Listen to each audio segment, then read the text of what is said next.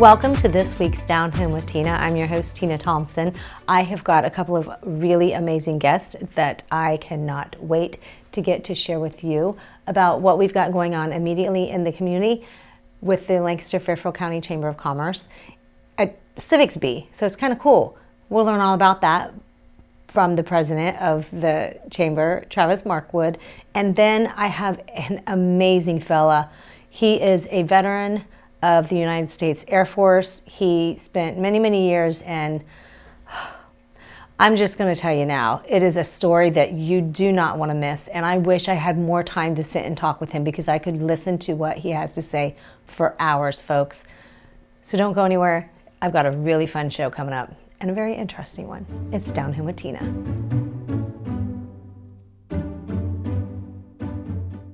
Hi, I'm Sheriff Alex Lape.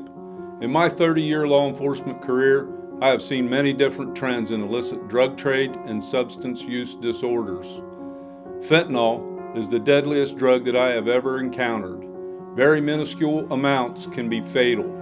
Fentanyl is present in most mainstream illicit drugs. Drug cartels are now pressing fentanyl into forms that appear to be common candies. Ingesting any of these fake candies or pills can have fatal overdose effects. This ongoing drug epidemic requires a balanced approach. We must focus our attentions and resources on treatment and education in conjunction with enforcement efforts that hold those who traffic in dangerous drugs accountable. For your sake and the sake of your family, do not take any medications that are not issued through prescriptions by your pharmacy. Thank you. This message is brought to you by the Fairfield County Adam H. Board.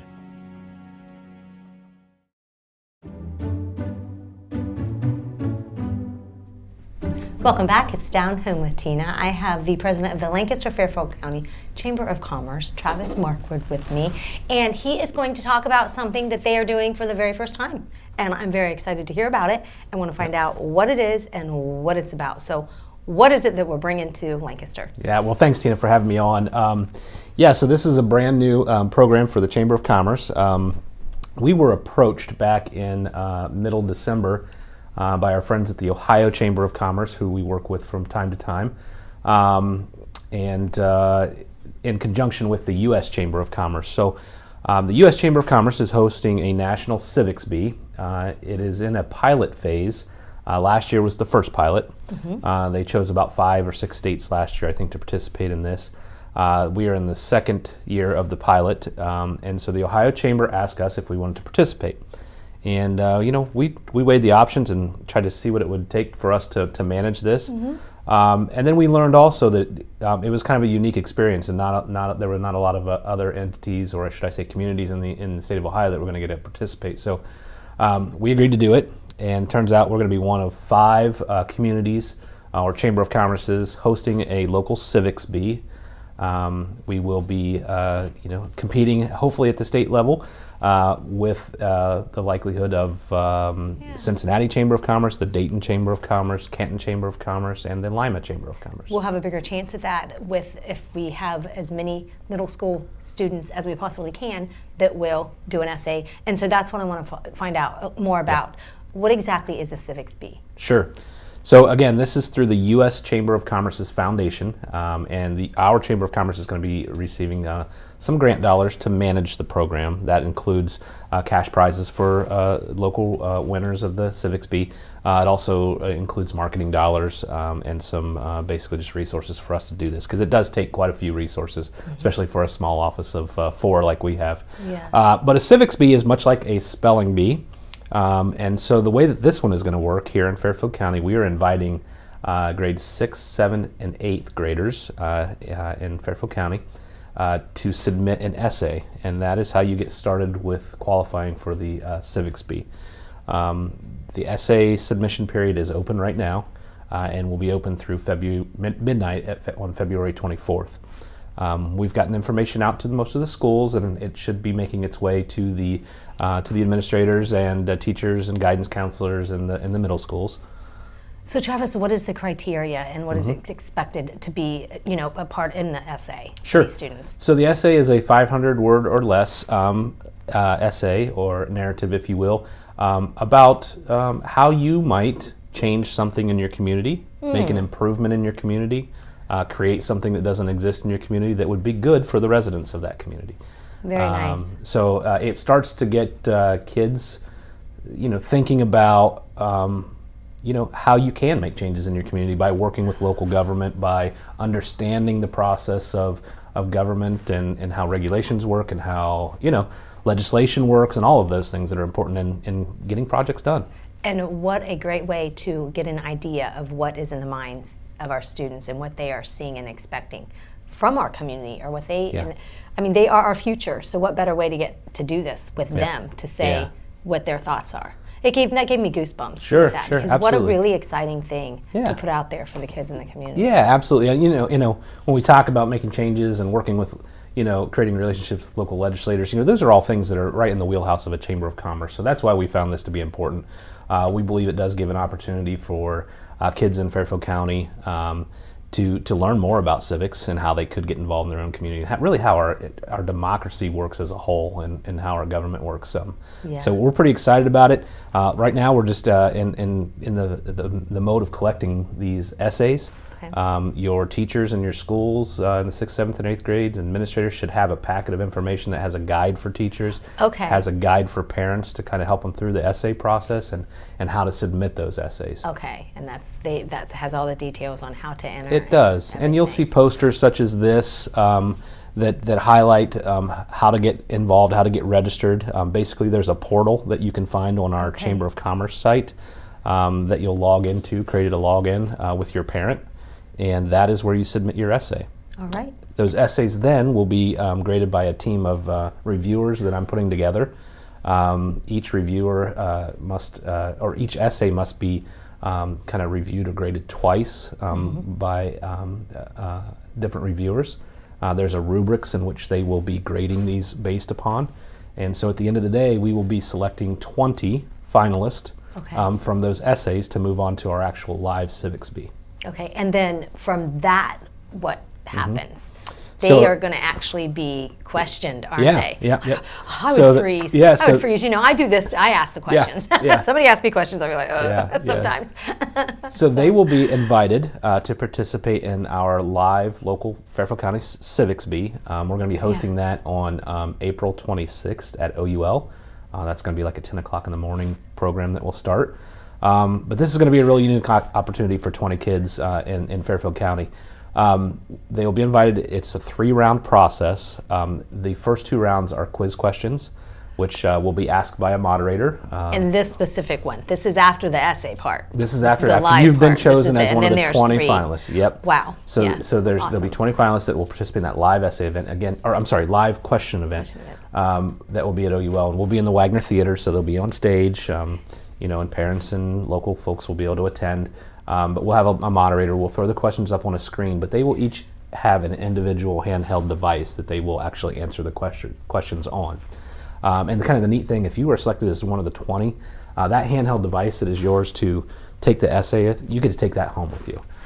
So it's a piece of technology you get to take home. So that's kind of a neat takeaway gift for those kids that are making it that far. What kind of questions are to be expected on something like this? Is it going to be relatable to their specific essay that they did, or is this broader?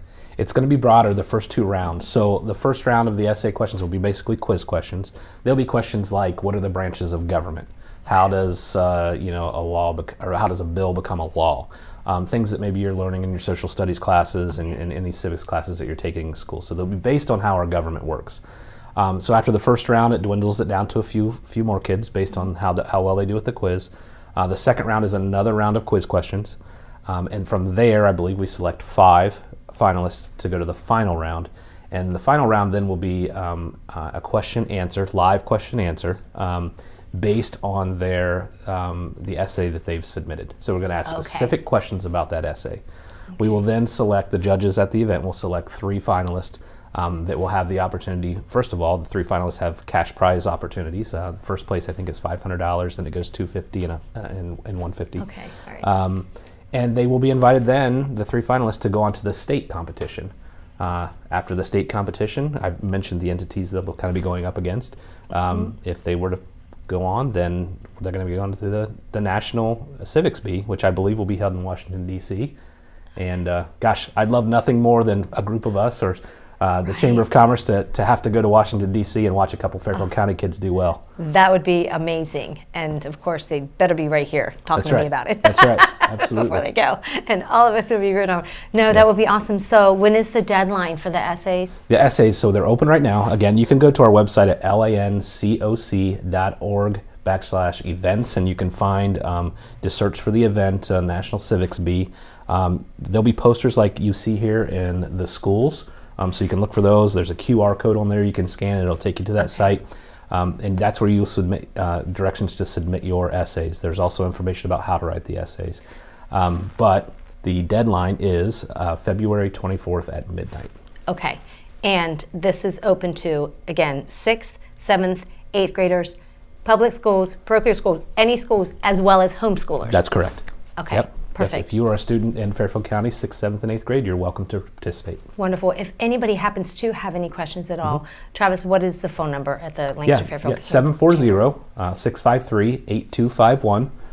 You can ask for any of our staff members, and they'll be able to answer some questions for you, or at least direct you in the right way to get more information. Perfect. But the key thing, too, is February 24th at midnight. That's correct. The deadline for the essay. Yep. Good luck to anybody who decides to submit an essay, and I know we have got some really intelligent middle school students out there that have got some grand ideas, and let's see what we can bring and take hopefully to the national Can't wait to see their ideas. Yes. Yep. Thank you so much, Travis, for being with me. Yeah, thanks for having me on. Folks, don't go anywhere. I will be right back. It's Down Home with Tina.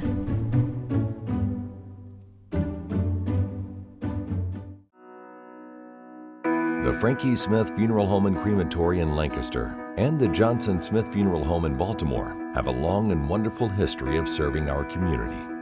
Feel free to give us a call at 740-653-0652. Stop in and see us at either of our two locations, 405 North Columbus Street in Lancaster and 207 South Main Street in Baltimore. Respect for tradition, regard for change.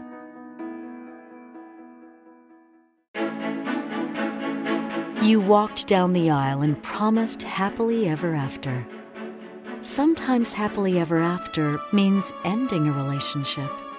We know the conversations are not easy. Deciding what's best for you, your children, and your next steps takes work and communication. At Dagger Law, we know there are no monsters in a divorce, only people trying to find their way. Local, trusted, experienced. Dagger Law.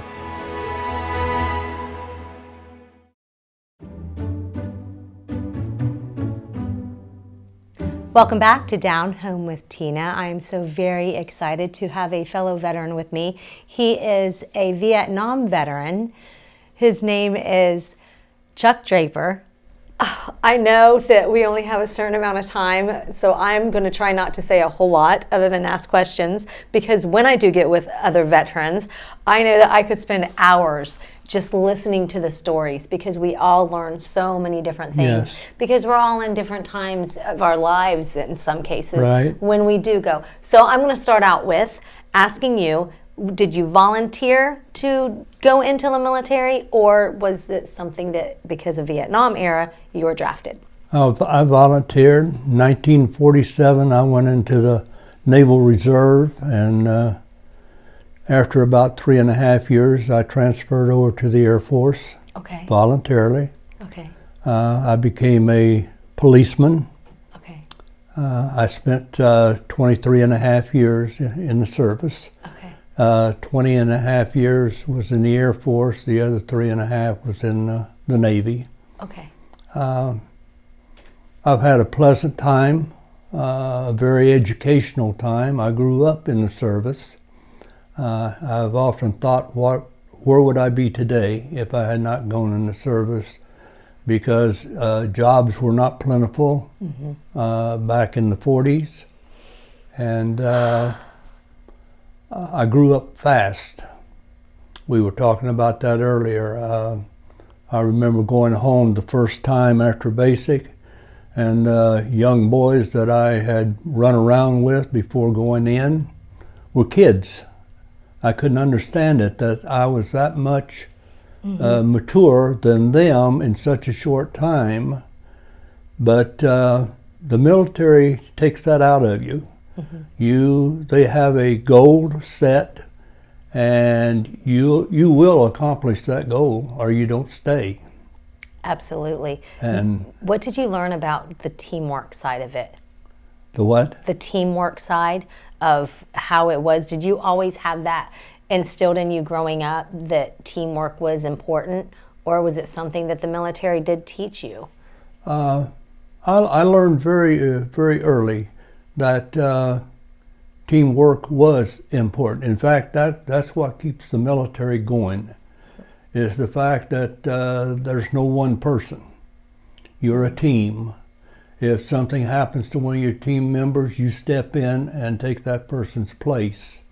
You don't throw up your hands and say, we have no leadership, we don't know what to do. Whoever is next in rank, they stand up, they take charge, and they go on. That's what has kept us strong and kept us on top all this time. Absolutely. And we were talking a little bit earlier that you can't go anywhere in the world without meeting another veteran. Right. This is the largest organization in the world, is retired military. Not just the retired, but the active also. But wherever you go in the world, whether it's an American serviceman or a foreign national, you have something in common. And usually you can start a conversation and not know the person at all, but you can exchange some of your things that you've gone through. It's just good. It makes you feel closer to home when you run into another veteran. Absolutely. Even though they may not live close to you at home, but that person means home. It does. It takes away anything that it takes away. Anything, it makes you connect with them. You may not be the same race, you may not be the same political party, you may not be of anything, but you have that common ground of being a veteran. Absolutely. And you have that connection that not just anybody can have. And it feels good. When I first went in, I went to Europe. England was my first assignment, and I worked in a prison there. So you get a new man in, and the first thing you ask him is, where are you from? Well, I'm from California. Okay, I'm from Oklahoma. The space narrows. You know, it's almost like, hey, he's my neighbor. We were so glad to get some, and if you got lucky enough to get somebody real close, the next state over, or maybe your own state, why, that was like family. Absolutely. You know? It was exciting. And it wasn't unheard of. I feel that, like for myself being in the reserves, when I went on a duty and then I ended up going to a duty again, and active duty special work is what they called it, and seeing the same person, you know, one of the same people, and it's just like, a reunion again. It's like, we get to work together again and spend time and make those memories Absolutely. again. Yeah. No, I tried to get, my youngest daughter, she went in the Air Force. Okay. And she also retired. She spent 21 years. And my son couldn't go because he had a heart problem. But I would recommend any teenager that's getting out of high school, if they don't have some career in mind, the military is the best place to start, plus the benefits that they get. I agree. I think that it gets them to start somewhere and gives them an idea of where they want to go. Well, it's the age group between 17 and 21 is when most kids get in trouble. That's the time that if they don't have a job, they hang out in parking lots, you know. Find other things that they're not. Unsupervised. So the service is a good place to grow up. It's also, it gives you a good sense of responsibility. The salary's nice. You don't have to worry about, am I going to have a job tomorrow? Right. You've got someone to look out for you. There's always somebody to watch your back. Absolutely. Yep. And you can't find that anywhere else. No, you cannot. What was your favorite place that you got to go and be stationed? I guess my favorite was Washington, D.C. I was the Presidential Honor Guard there from 1962 to 1967. What was that like? There. Well, it was exciting. I just happened to be one of the last people to see the late President Kennedy alive. We gave him honors that evening that sent him and Jackie to Dallas. I was also scheduled when they brought his body back. I was there to receive the body. And I have pictures of that where they're lowering him out of the aircraft, and Jackie has the blood all over her clothes. And for the next 72 hours, we didn't sleep. We were preparing for a state funeral that we had not had for centuries. Mm-hmm. And yes, it was very exciting. I was there, gave honors to Douglas MacArthur, went down to Norfolk with his body, and we were there 3 days at the tomb.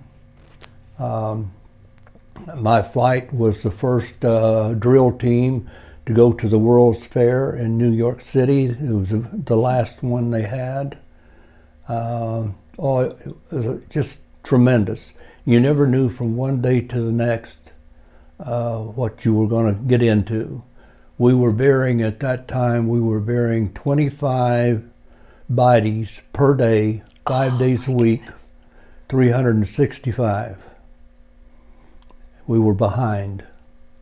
That's how many bodies was coming back from all branches of service, coming back from Vietnam.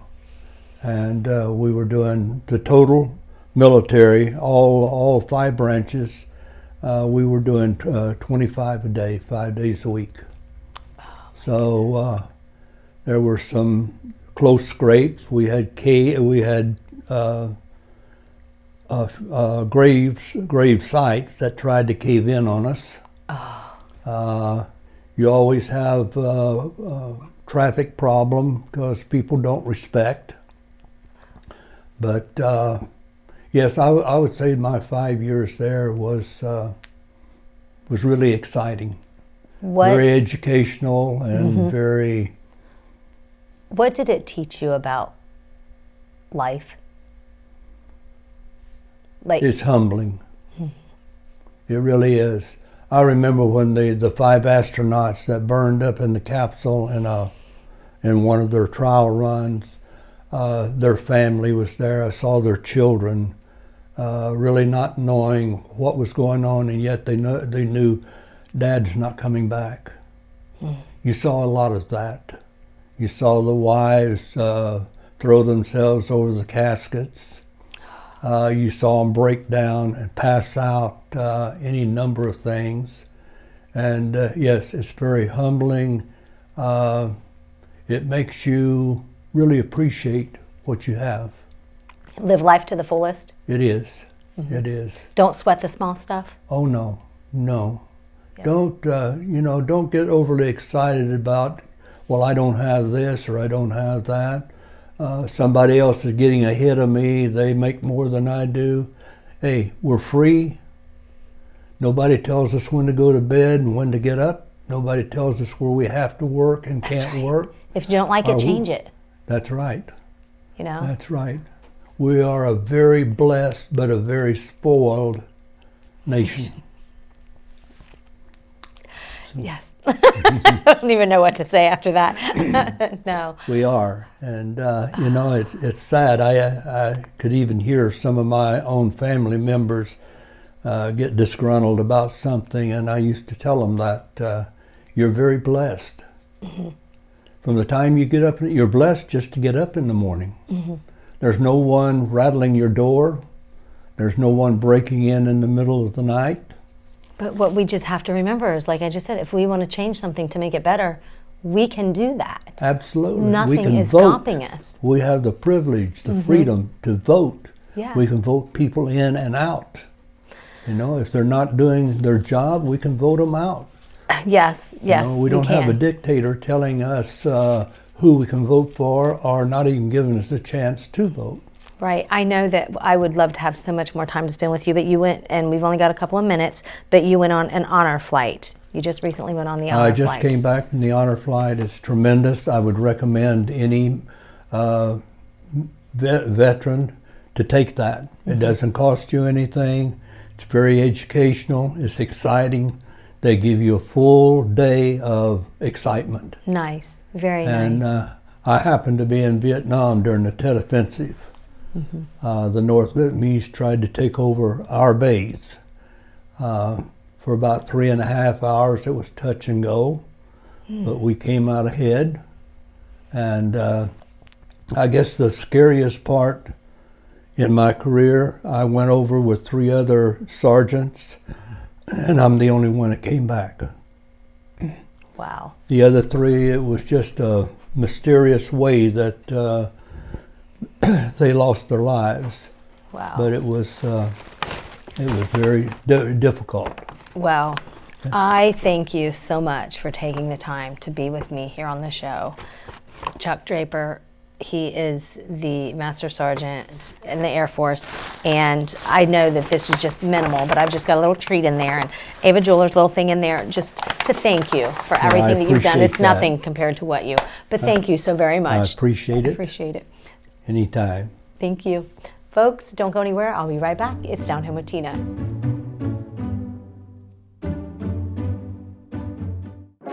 Bay Food Market is Fairfield County's source for high-quality, locally sourced meats. The meat case is always full of quality fresh beef, pork, gourmet burgers, and gourmet brats for you and your family to enjoy. Bay Food Market cures and smokes their own hams, bacon, and sausage. Visit Bay Food Market at the corner of Maple and Walnut Streets in Lancaster and discover the Bay Food Market difference. Open daily 8 a.m. to 6 p.m., closed Thursday and Sunday. Bay Food Market, proudly serving Fairfield County families for more than 90 years.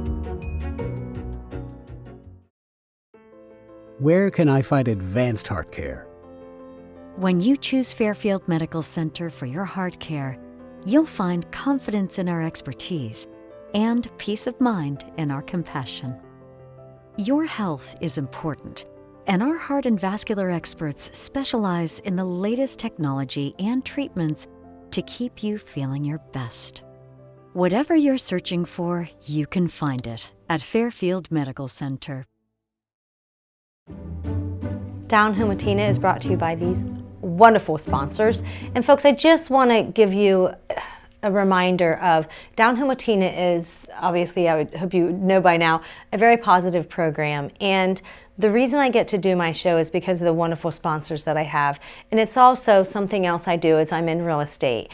And I just got to go on a trip to help out in another community and a mission trip. And because of the things that I do and I get to do here on the show, it all has to do with my sponsors and those folks who they reach out to me for real estate purposes to help them sell or to buy a home. So just know that anything with Tina Thompson and what I do with Down Home with Tina and I'm able to give back through the community is through those folks who do that for me and help me so I can help others. I thank you so much for watching the show. I hope you'll keep on watching. I've got a great show coming up next week coming up about a mission trip. I hope you'll tune in then. It's Down Home with Tina.